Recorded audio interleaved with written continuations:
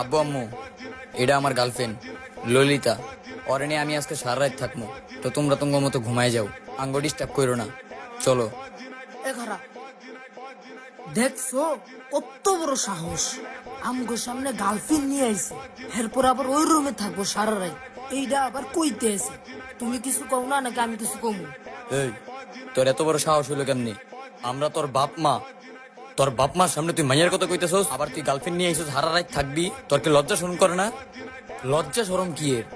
তোমরা তো তুঙ্গ বয়সে কাপল ব্লগ নামক বেহাই আমার কন্টেন্ট তৈরি করতা, আবার নিজেরাই ভিডিও কইরা লিঙ্ক ভাইরাল কইরা ওই ভিডিও ছাইরা দিয়া টাকা ইনকাম করতা।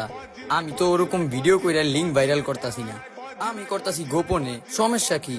আমার বাপে করছে ওপেনে, আমি করি গোপনে।